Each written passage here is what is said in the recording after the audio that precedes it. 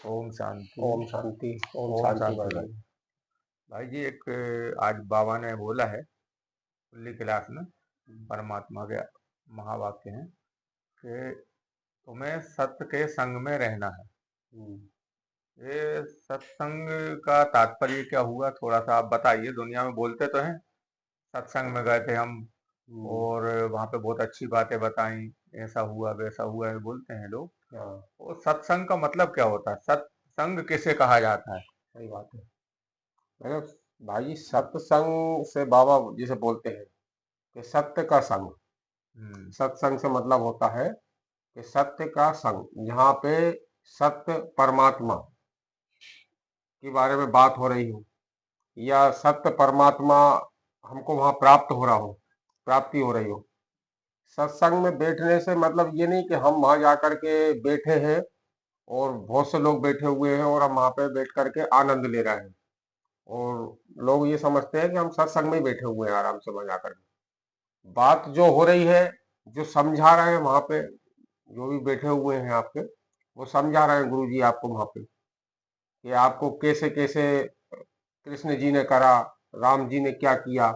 आजकल सत्संग में यही ज्यादा होता है। हम्म। रामलीला के बारे में समझाते हैं, राम के बारे में समझाते हैं, कृष्ण के बारे में समझाते हैं कि उन्होंने क्या किया, यही समझाते हैं। हम्म। चरित्र उनका कैसा है उसका निर्माण करना नहीं बतलाते कि उसका निर्माण भी हमको करना है। सत्संग में वहां बैठे हैं, हम जिन बातों को सुन रहे हैं कि इन्होंने ऐसा किया तो हम ऐसा क्यों ना करें। नहीं, सत्संग में बताते तो हैं ये बातें हाँ, कि भाई ये इस तरीके से चलना है, ऐसा करना है, वैसा करना है। अब वो खाली सुनने से ही थोड़ी, वो उसको धारण भी करना होता है। उसको धारण करना है, अपने चरित्र चित्रण में उसको उतारना है, हम्म। वैसे ही हमको रहना है। ये इसलिए बतलाया गया है। कृष्ण ने अपनी कलाओं का प्रयोग करके दिखाया है उस समय में, और राम जी ने अपनी लीलाओं के द्वारा ये बतलाया है हमें। तो उसका वहां पे व्याख्यान करते हैं, वो बैठ करके बतलाते हैं आध्यात्मिक रूप में कि ये इन्होंने ऐसा किया। अब सत्य से मतलब ये है कि सत्य कौन है। हम्म। सत्य एक परमात्मा, जो परम आत्मा है, उसको भी पहचाने कि हम सत्य ऐसी कौन सी चीज है, क्योंकि ये शरीर तो हमारा क्या है, विनाशी है। ये तो आज है, कल चला जाएगा, जल जाएगा, खत्म हो जाएगा। शरीर सत्य नहीं है। लेकिन जो आत्मा है वो सत्य है। भाई और इस संसार के लिए एक बात और बोलते हैं ना कि झूठी माया झूठी काया, हाँ, झूठा झूठा ये ये संसार, संसार। झूठा ये तो संसार। अगर ये शरीर को आप सत्य मानोगे तो ये तो झूठ हाँ, है। और ये दुनिया में जो संसार में दिख रहा है, ये सब झूठ है। ये भी सब झूठ है। ये सब एक दिन खत्म हो हाँ, जाना है।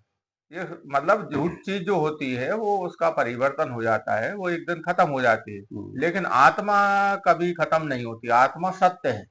खत्म होने से तात्पर्य ये है कि आपने जितना भी ये सब बनाया हुआ है, फैलाना हम्म। किया हुआ है, ये आप इसी जन्म तक के लिए है आपके पास। जैसे हाँ, ही एक आप ही जन्म के लिए। जैसे ही आप इस शरीर को छोड़ेंगे, उसके आत्मा बाद यहाँ शरीर आपका, से निकली, हाँ। फिर ये जो आपने जितना भी किया ये आपका नहीं रहेगा। हाँ, फिर ये दूसरे का हो जाएगा। हाँ, आपके बच्चों का या इनका हो जाएगा, और उन हम्म। बच्चों से भी आपका नाता नहीं रहेगा। हम्म। आप जहां भी दूसरी जगह जन्म लेंगे, वहां आपको ये स्मृति नहीं रहेगी कि हम कौन थे, हमने क्या करके आए हैं पहले पिछले जन्म में। हम्म। और बस ये जो पिछले जन्म में हमने जितना भी किया हुआ है, कर्म का जो हमारे ऊपर पाप और पुण्य किए हुए, यही हमारे साथ जाकर के दूसरे जन्म में हमको मिलेंगे। तो इसलिए जो सत्संग का महत्व है उसको समझो कि सत्य परमात्मा और हम आत्मा। भाई परम पिता परमात्मा के लिए भी बोलते भी है, सत्यम शिवम शिवम सुंदरम। सुंदरम। ना तो कभी ये बोला कि सत्यम विष्णु सुंदरम, हम्म, सत्यम ब्रह्मा सुंदरम, सत्यम कृष्ण सुंदरम। नहीं बोलते ना, खाली एक शिव परमात्मा के लिए बोला जाता है सत्यम शिवम सुंदरम। क्यों हाँ, बोला जाता है? क्योंकि वो हमेशा सत्य ही है। सत्य का मतलब ये है कि हमेशा, जैसे आपने कल की वीडियो में बताया था, हाँ, उनका एक सदाशिव। नाम है सदाशिव। वो सदा एक ही आत्मा के रूप में ही होते हैं। वो बिल्कुल। शरीर धारण नहीं करते। शरीर क्या होता है? झूठा होता है। झूठे का मतलब कि वो अभी इस जन्म में ये शरीर है, अगले जन्म में दूसरा शरीर हो जाएगा, उसके अगले जन्म में तीसरा शरीर हो जाएगा। शरीर तो बदलते रहते हैं, तो शरीर झूठा कहलाता है। क्योंकि लेकिन आत्मा सत्य होती है। क्योंकि भाई जी क्या है, हम सब आत्मा है, जो परम आत्मा के बच्चे हैं। हम्म। हम इसमें देवी देवता गुण वाली आत्माएं भी हैं। और कुछ आत्माएं अब जो है उनमें धीरे धीरे आसुरी गुण भी हो जाते हैं, लेकिन रहती सब जब ऊपर से आते हैं तो सत्व प्रधान स्टेज में ही रहती हैं। धीरे धीरे हम यहाँ ड्रामा रंगमंच पे पार्ट बजाते बजाते, जैसे फिल्म नाटक बनते हैं ना, उस प्रकार से हम भी जन्म बाई जन्म लेते लेते पार्ट बजाते बजाते तमो प्रधान बन जाते हैं। तो एक आत्मा तो ऐसी चाहिए जो इस शरीर में ना आए, क्योंकि अगर शरीर में आ गए तो ये नए से पुराना जरूर होना है। तो परम आत्मा, परम पिता, परमात्मा जो सदा शिव कल्याणकारी जिनका नाम है, वो हमेशा के लिए आत्मा के रूप में रहते हैं। वो शरीर को धारण नहीं करते हैं। शरीर भी अगर लेते हैं तो वो ब्रह्मा तन को लेते हैं, धारण करते हैं। भाई तन शरीर उसका है, प्रकृति का, उनको कुछ नहीं, वो हमेशा निस्वार्थ निष्काम है वो। तो वो उस शरीर को भी अपने उपयोग के लिए लेते हैं, बंधन नहीं रहता उनका उस शरीर हाँ, में। उस शरीर में भाई बंधन दूसरे नहीं का रहता। शरीर है, मैं कुछ समय के लिए तुम्हारा शरीर ले रहा हूँ ताकि तुम्हारे मुख के द्वारा बच्चों को ज्ञान सुना सकूं, बच्चों को पूरा ड्रामा का राज समझा सकूं। इस राज को समझाने के लिए उनको आना पड़ता है, ताकि कोई तो एक व्यक्ति ऐसा बचे, कोई भगवान बचे कि हम बच्चों को इस तमो प्रधान स्थिति से पतित बन गए हैं, तो हमें सतो प्रधान बनाने वाला भी तो कोई चाहिए ना। इसलिए एक परमात्मा का रोल ऐसा है कि वो आत्मा के रूप में ही रहता है, उसका रूप हमेशा एक सा ही होता है। हाँ, यदि वो भी शरीर को, अगर शरीर को धारण कर ले तो शरीर मतलब 5 तत्व, उस 5 तत्व से वो बांधमान हो जाएगा, नाम भी चेंज हो जाएंगे। हाँ, नाम भी चेंज हो जाएगा, वो भी किसी जन्म में फिर परमात्मा का नाम कुछ और होगा, अगले जन्म में कुछ और होगा, तीसरे जन्म में कुछ और होगा।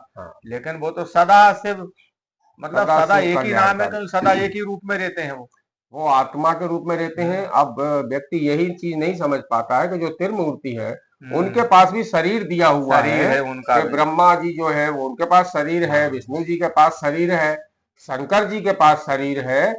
जो महादेव, जो त्रिमूर्ति के जो रचेता है, जो पिता है, उनका नाम है सदा शिव, नाम है उनका, कल्याणकारी है, हमेशा कल्याण का काम करते हैं वो। तो वो इस शरीर के उसमें नहीं आते हैं, स्वयं का कोई शरीर नहीं होता। हाँ, यदि किसी से कोई भी चीज, आज हम देखते हैं कर्म में, यदि हमने किसी से एक वस्तु भी अगर ले ली तो हम उसके देनदार बन जाएंगे, बंधन बन जाता है, बंधन बन जाएगा, हम उसको वापस भी लौटाना पड़ेगा हमको इसी समय में। क्योंकि ये जो हम 5 प्रकृति के 5 तत्वों का जो शरीर लेते हैं ना, हम भी आत्मा है, तो हम शरीर जब लेते हैं तो इसको हमको छोड़ना भी पड़ता है, सारी चीजें कर्म करते हुए देना पड़ता है। और जो पाप पुण्य के रूप में हमारे कर्म बन जाते हैं, वो हम अगले जन्म में भी उसको चुकतू करने के लिए ही जन्म बाय जन्म लेते जाते हैं, जीते जाते हैं। तो ये सत्संग में वहां बैठ करके इन चीजों को समझना है। मतलब सत्संग का मतलब ही यही हुआ कि परमात्मा बोलते भी हैं, तुम सत्य क्या हो, आत्मा हो, शरीर सत्य नहीं है, और अपने को आत्मा समझ के मुझ सत्य बाप को याद करो। हाँ, मतलब मुझ सत्य, मतलब हम जब अपने को आत्मा समझेंगे तो सत्य परमपिता परमात्मा भी आत्मिक रूप में भी हमें दिखाई देगा ना। जब स्वयं को ही हम शरीर समझेंगे तो परमात्मा के दर्शन किस प्रकार से हो सकते हैं। तो सत्संग का तात्पर्य यही हुआ कि सत्य बनो, और सत्य बाप के संग में रहो। हम आत्मिक रूप है हमारा सत्य, ये तो झूठा रूप है। तो सत्य बनो और सत्य को याद करो, तो वो हो जाएगा सत्संग।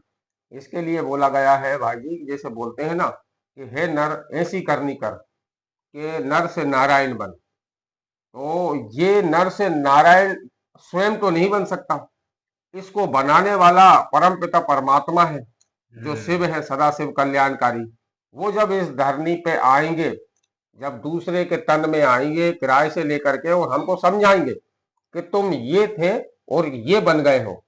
जब हम ये बनना है, हाँ, आज हम ये बन गए हैं, तो परमात्मा ही हमें कौन बनाता है, जो सत्य है वो ही हमें सत्य नारायण बनाता है, जिनको हम बोलते हैं सत्य नारायण। क्योंकि सत्य नारायण जब ही लगेगा जब वो परमात्मा जो ट्रुथ है, जो सत्य है, सदा शिव है, वो ही आगे बनाता है, हमें सत्य बना देता है। इसलिए बोलते हैं नर से नारायण, सत्य नारायण बनने का। तो परमपिता परमात्मा शिव बाबा अभी इस संसार में आ चुके हैं इस धरती पर, और वो सबको सच्चा सच्चा सत्संग करा रहे हैं, सत्यनारायण की कथा सुना रहे हैं, सत्यनारायण की कथा सुना रहे हैं।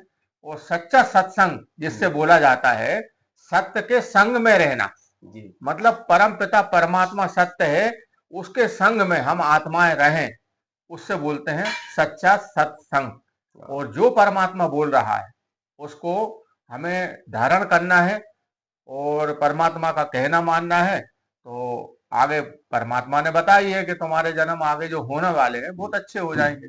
और परमात्मा को जानने के लिए, समझने के लिए आप अगर सत्संग में बैठते हैं तो परमात्मा के बारे में बताया गया है। ना वो इन आंखों से दिखाई देता है, ना इन कानों से उसकी ध्वनि सुनाई देती है ना हम इस बुद्धि से समझ पाते हैं उसको। लेकिन हमको जब बैठेंगे वहां पे परमात्मा के सत्संग में जब बैठेंगे तो धीरे धीरे परमात्मा हमको दिव्य बुद्धि प्राप्त कराता है, दिव्य दृष्टि प्रदान करता है। जब हम दिव्य दृष्टि और दिव्य बुद्धि की प्राप्ति सत्संग में कर लेते हैं तब हमें परमात्मा की महसूसता भी प्राप्त होने लगती है और परमात्मा हमें समझ में आने लगता है। उसकी हमें एक एक बातें समझ में आने लगती हैं क्योंकि दिव्य बुद्धि और दिव्य दृष्टि प्राप्त हो जाती है। इन आंखों से, जो पतित आंखें बन गई हैं हमारे इस शरीर में रहते हुए, इस आंख से हम इस बाहर जगत को देख सकते हैं। और जितना भी ये बाहर संसार में जो दिखा रहा है वो सब झूठ ही है, इसको समझ लीजिए। क्योंकि ये बोला गया झूठी माया, झूठी काया और झूठा ये संसार। इस संसार जगत में जो भी दिखेगा हमें वो सब झूठ है। झूठ का तात्पर्य ये हुआ कि जो आज दिख रहा है वो कल नहीं दिखेगा। हाँ, सत्य हमेशा इसी रूप में नहीं दिखाई देगा। हाँ, सत्य दिखाई नहीं देता है, उसको समझा जाता है, महसूस करा जाता है। और सत्य जब हमारे सामने आता है तो वो स्वयं ही प्रदर्शित होता है। कभी भी, कभी या आप कितना ही सत्य बोलते रहो किसी के सामने, वो नहीं समझ पाएगा। सत्य जब उसके सामने उसको समझ में महसूस होगा अगले व्यक्ति को कि हाँ वो व्यक्ति सत्य बोल रहा था, उसके पास महसूसता होगी। ऐसा ही परमात्मा है।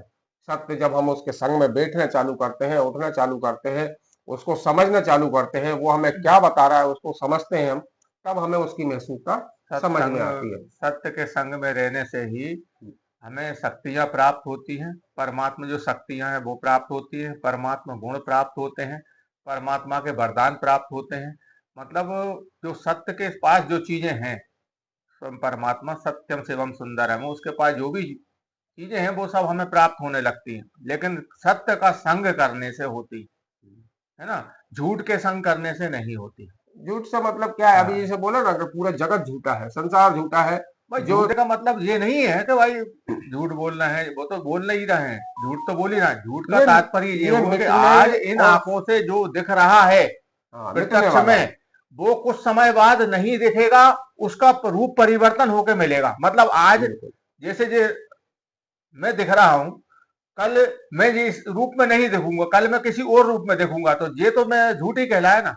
दूसरा शरीर धारण कर लेंगे और इतना ही बड़ा शरीर तो लेंगे नहीं कि ऐसा कैसे ले लेंगे। माँ के गर्भ से ही उत्पत्ति होगी और छोटा सा शिशु बन के आएंगे। मतलब इस वजह से झूठ कहते हैं इससे संसार। हाँ, इसलिए ये संसार, ये माया जो काया है ये भी झूठी है। इसलिए वो तीन बातें बताई हैं, झूठी माया, झूठी काया और झूठा ये संसार। तो अभी इन आंखों से जो भी हमें देवी देवता भी दिखाई देते हैं, ये भी पांच तत्वों के ही बने हुए हैं। ये भी एक समय गए और आए, उनके भी रूप बदलाए हैं, रूप बदलाए, हर जन्म में उनके भी अलग अलग रूप में आए हैं। हाँ, इसलिए परम पिता परमात्मा एक ही रूप में सदा के लिए सदा शिव रहता है, सदा आत्मा के रूप में रहता है, शरीर को धारण नहीं करता है। क्योंकि वो सत्य इसीलिए उसको बोला जाता है क्योंकि उसका कोई परिवर्तन नहीं है। तो परमपिता परमात्मा के संग में रहने से सच्चा सत्संग होता है। और परमात्मा हमें कोई साधारण मनुष्य नहीं बनाता है, उसके संग में रहने से जिन देवी देवताओं की आज हम पूजा कर रहे हैं, जिनको हम अपना इष्ट मान रहे हैं, पूजनीय, उसी तरीके से बना देता है परमात्मा के तुम भी पूजनीय बन जाओगे अगर मेरे संग में रहोगे तो। इसका तात्पर्य होता है सत्संग करना। इसलिए बोलते हैं कि पारस के साथ में रहकर पत्थर भी पारस बन जाता है, सोना बन जाता है, सोना बन जाता है पत्थर भी। तो पारस मतलब वो सब बाबा परम पिता परमात्मा, उसके संग में, सत्य के संग में अगर हम रहेंगे तो हम भी एक दिन सोना बन जाएंगे। तो भाई जी आपने बहुत अच्छा वर्णन किया सत्संग का तात्पर्य क्या होता है। खाली कथा सुनने से या वहां पे जाने से, कथा सुने अच्छी बात है, सबकी सुनना चाहिए। वो देवी देवता कौन है? हमारे पूर्वज है ना, हम ही तो थे पहले, तो वो हमारी कथाएं हैं। लेकिन वो बने कैसे, उनने ऐसा क्या क्या कार्य किया कि वो देवी देवता का उनको पद मिला, आज पूजनीय संसार पूज रहा है। उसके बारे में भी थोड़ी जानकारी उठाएं कि उनने ऐसे कौन से कार्य करे ताकि हम भी वैसे ही कार्य करें सही और बात हम भी है। पूजनीय बने, देवी देवताओं की तरह स्वर्ग में रहें। बिल्कुल। इससे बोलते हैं सच्चा सत्संग करना, है ना भाई जी? बहुत अच्छा बताया। ओम शांति। ओम शांति।